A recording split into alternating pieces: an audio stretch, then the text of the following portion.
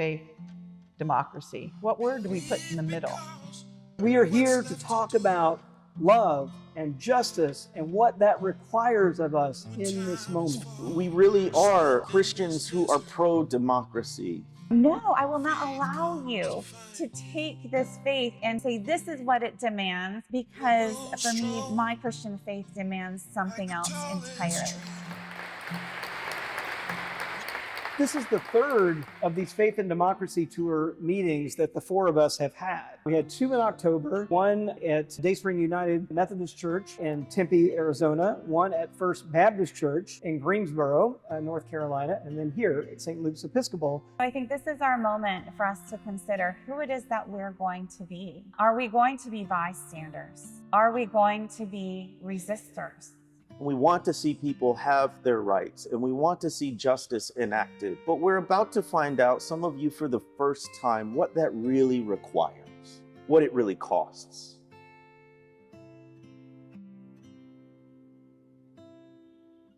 Everybody was asking, how could white Christians, in particular, white Christians, white evangelicals specifically, support somebody who was so clearly going against all of their values? And I knew that that was the wrong way to frame it, that we didn't accurately understand what some of those core values actually were, right, to our detriment. And so I brought out the old research and I wrote this essay and published it online time to Trump's inauguration, and it went viral.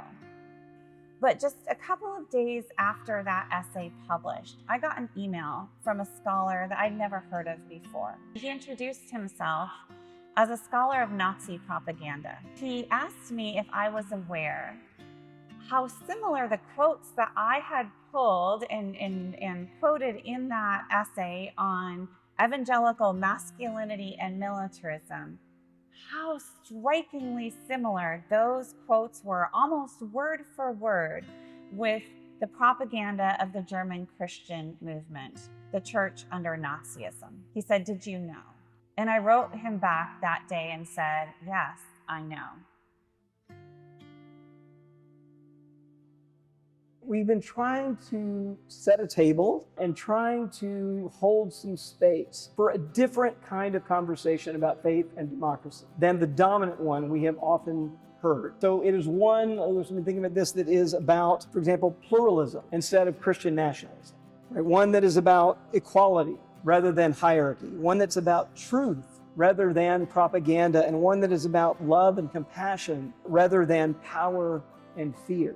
It's so interesting to me that white people will leap over an ocean and cross continents to find examples of Christians who stood up against injustice, Christians who stood up against a government that was mixing politics and nationalism in its toxic brew. And I'm just like, yo!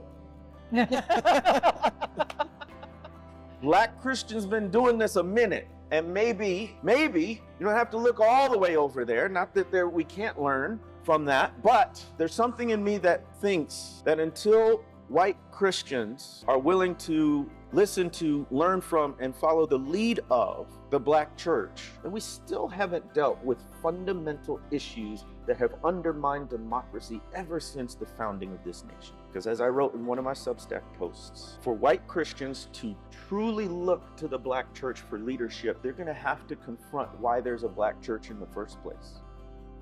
I always find hope around clarity, that if you can be honest about something, if you understand the story that you're living in, if you're not lying about what's going on in the world around you, that there is a kind of hope that can be found. Be witnesses. State what you believe is true. Don't tiptoe around it.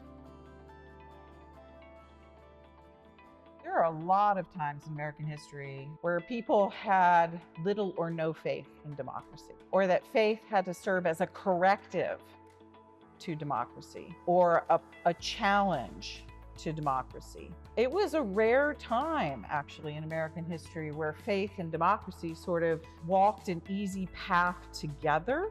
History can show us how things came to be to help us understand where we are now, and to help us understand how the world works. who did what, who made what choices, who spoke out, who stayed quiet, right? That's what history shows us so we can understand how we got here, because if we aren't happy with where we are, we need to know what brought us here so we can know what to do differently. I feel like I've been trying to swim toward the surface to get like a breath, because it is so thick.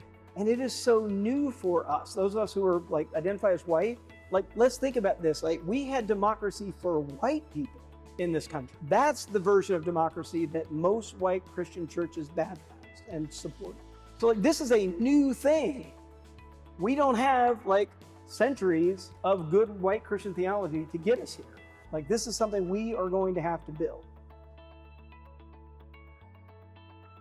MLK, his very last speech, I've been to the mountaintop. He said, we've got some difficult days ahead, but that doesn't matter to me now because I've been to the mountaintop. And I may not get there with you, but we as a people will get to the mountaintop.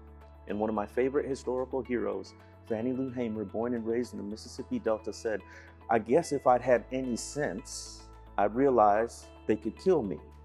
But it seemed to me like they've been trying to do that a little bit every day for as long as I can remember. When you follow the journey of justice, you become more like Jesus. You may not win, but you become more empathetic. You may not win, but you become kinder. You may not win, but you develop perseverance. You may not win, but you do have hope. Not a superficial, shallow hope. A hope like Jesus that says, not my will, but your will be done.